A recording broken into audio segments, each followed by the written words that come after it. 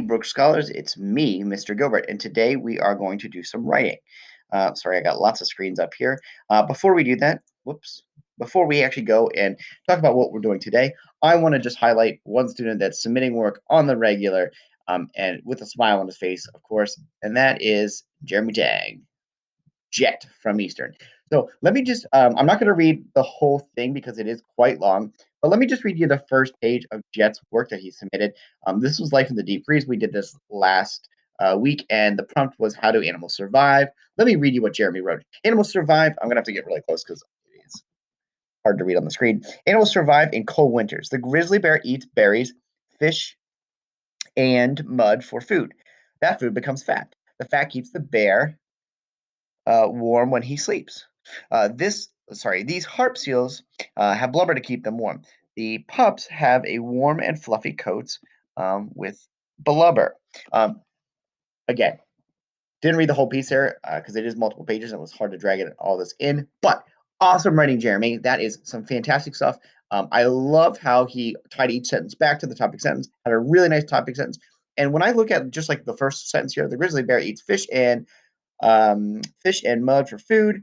So we got one sentence here about grizzly bear. We got two sentences here. We got actually three sentences about the grizzly bear. That's what I expect from a second grade scholar when they're writing, making sure that you're really stretching those details out. So nice job, Jet.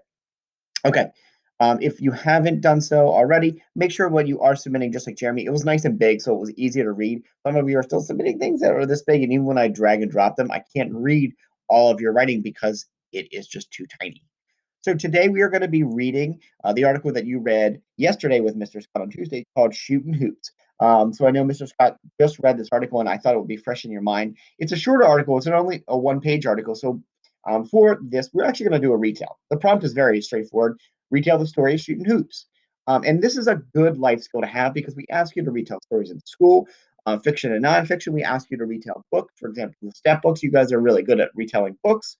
And I think this writing will help you also be able to retell a story because you're thinking aloud, you're writing.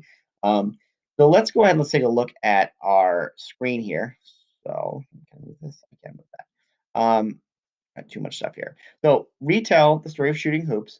When retelling, it's also really important. And let's actually highlight this. Let me get my face out of here. It's super important whenever you're retelling a fiction story that you're including character feelings. Okay, the characters have feelings. You want to include those in your retell. That's a super important part. So grab your pencil, grab the paper that you're going to write on, and we're going to retell by beginning, middle, and end events. Okay, so make a box and bullet plan with beginning, middle, and end. For this, you probably aren't going to need to do 3, 3, and 3, right? This is a shorter article, so we don't want to have a retell that's longer than the actual article. We're basically summarizing. So let's go ahead and let's read this, and we'll go back and forth like we've been doing from article to paper, planning this out. So let's start with shooting hoops. Make sure you're marking the text up with me as you are reading. Miss Cooper worked with Meg, her daughter, to help make her free throw shots. The free throw is when a player stands back in the line and makes a basket with no other players trying to get the ball, explained Mrs. Cooper.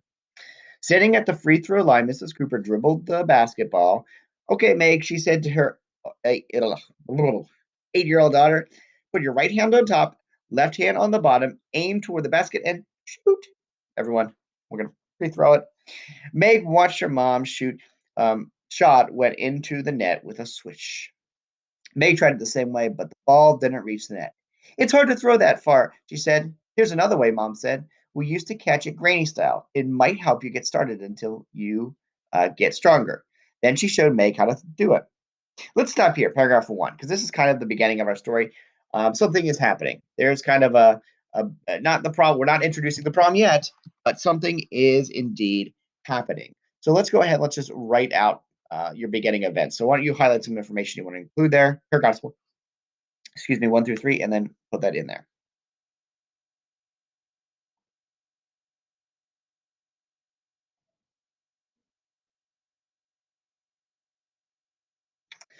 Okay, I'm actually going to highlight this first sentence here. Miss Cooper worked with Meg, her daughter, to help her make free throw shots. Free throw shots. Pretty early. We want to include the characters, right? So Mrs. Cooper uh, worked with Meg, her daughter. So let's add that in there. We have Mrs. Cooper helping daughter learn to make a free throw shot. Anything else in there? We don't really have anything yet about character feelings because there's nothing being introduced as far as a problem. I'm going to keep it with just Mrs. Cooper helping her daughter learn to make a free throw shot. I'm not going to add a whole lot in there, but there is other details you should add in. You might want to add in something about how she's actually doing it. Um, Meg tried the same way. You know what? Let's add this part in. Meg tried the same way. The ball didn't reach the net. That is important, and I want to put that in mind. So let's say Meg tried to make a free throw, but all didn't. Okay. So that's what I'm going to put in mind. Let's continue reading. Let's start with paragraph 4 and read. Holding the ball with both hands, Meg held it down in front of her legs. Then she pushed the ball upward, throwing it underhanded, Granny style. Using both hands gave her enough power to push the ball up the hoop. It went in. Woo! Meg smiled happily, feeling encouraged. I'll practice that way for now, she said. 3 months later, Meg entered a citywide free throw contest called Shoot. Ooh, excuse me. Shooting hoops. Whoever made the most free throws in 2 minutes would win the contest. Meg was entered in the 9-year-old and younger group. During the warm ups, Meg noticed that the other kids were shooting with one hand. I bet you the problem's about to be introduced. She was the only one shooting granny style. She wondered if she should shoot with one hand. She knew she couldn't, but she decided to do it her way. Meg's turn came. There were some surprised laughs when she started shooting with two hands. She didn't mind. She just kept shooting the ball into the hoop. Most of her throws made it in. At the end of 2 minutes, Meg made 12 free throws. A boy named Andy had made 14. A girl named Lawanda had made 12, and Meg came in second place in her age group. Okay, let's stop there. So what's the kind of the problem introduced in the middle of the story? Let's go down to about paragraph 8 or 9, and let's talk about what is happening. So you plan yours, and we'll play mine in a second.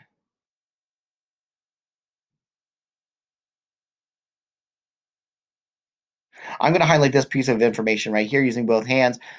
Meg is able to power the ball into the net. So I'm going to say Meg was able to make it using the granny style method. Okay, we're talking about how she's actually making that shot. So I'm going to put that into the middle of the story. Then she's entered in this contest.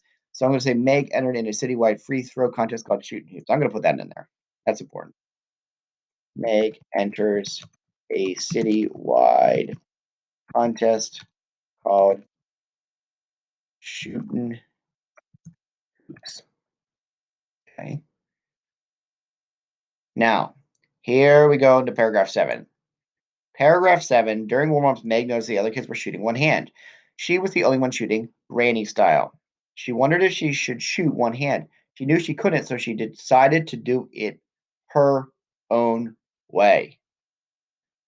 Okay. I want to highlight this.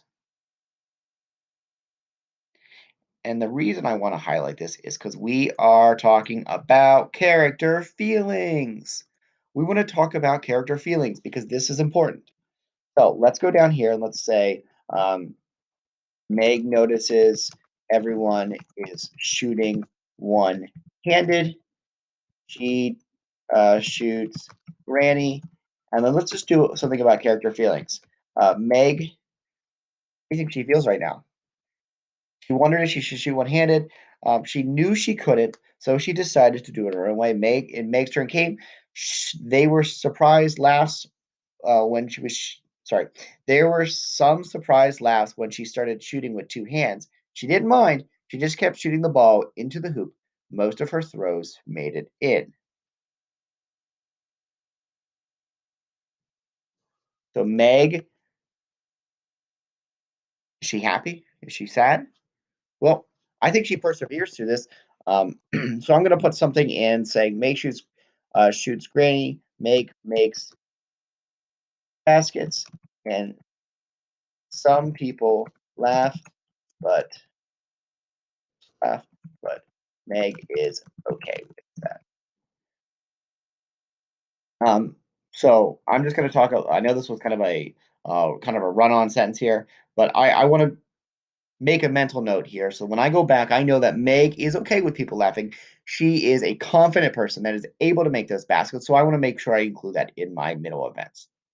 Okay, let's go ahead and let's finish this plan out with our ending events, starting with paragraph 10. Meg hung her shooting hoops medal up in a room. It was gold with a shiny red ribbon hanging from it. Nowhere on that medal did it say granny style. She had practiced hard and succeeded her own way without fretting or feeling bad about what people thought. Okay, go ahead and write your end events, highlight that information right on now.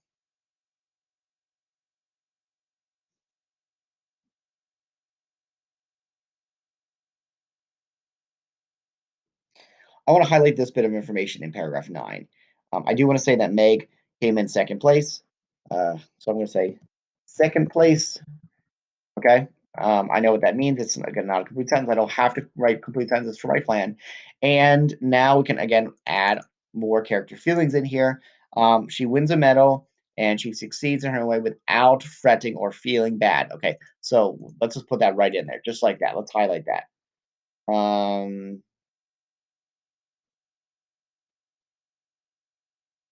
Here we go.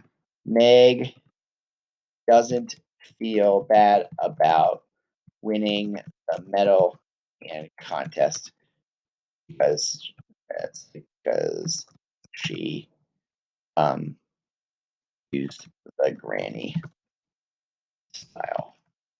Okay, so she uses the granny style method to make her hoops, but she doesn't feel bad about that. She does it because it works for her. Let's take a look at one more time about our plan before we close out for today. So again, we're retelling the story. Just a retell today, and then we will plan this out Monday. Or sorry, plan. We'll write this out Monday. We did a lot of work today, so our writing should actually be very easy because we're just going to take our plan and piece it together.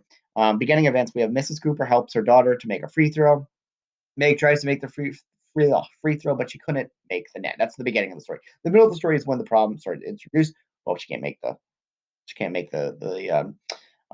ball into the net. So mom, Mrs. Cooper teaches her how to use the granny method. Meg then enters a contest called shooting hoops. Meg notices everyone shooting hoops with one hand. She does it with two hands. It's fine. At the end, she gets at second place, and she doesn't feel bad, even though people were laughing at her and stuff, because she knew that worked for her. Okay, folks. Well, that's all we're going to do today together. Um, where my stop button left me. This is distance learning at its finest. I lost my stop button. There it is. All right, friends. I'll see you all on Monday to write this writing out. Have a great weekend, and I will talk to you all very soon. Bye, everyone.